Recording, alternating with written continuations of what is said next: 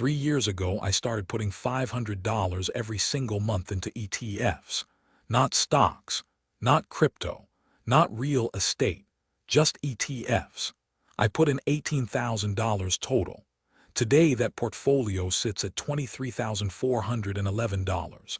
And I made one mistake along the way that cost me $2,300 that I want you to avoid completely. In the next 10 minutes, I am going to show you every single number, every ETF I chose, and the exact strategy I used to get there.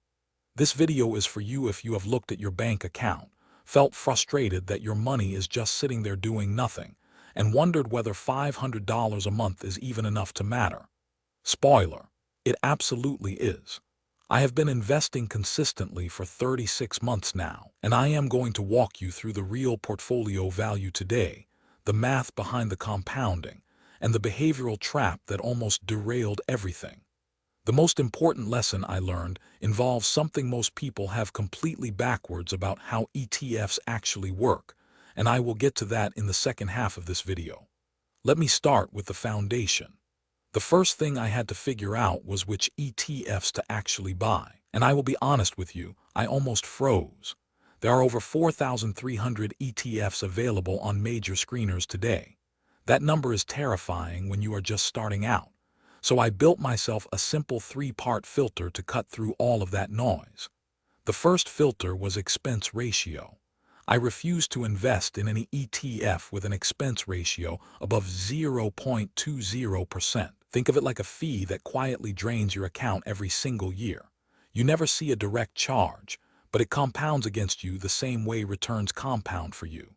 A fund charging 1% annually versus one charging 0.03% sounds like a tiny difference. Over 30 years on a growing portfolio, that difference runs into tens of thousands of dollars. I was not giving that away.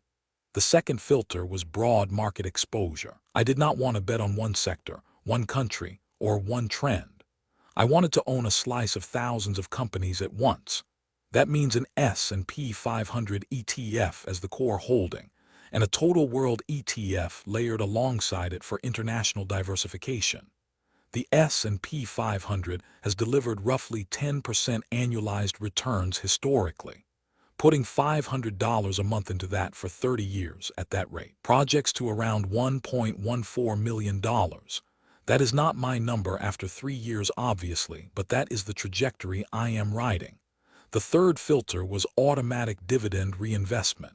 Every dollar of dividends that gets paid out goes straight back into buying more shares.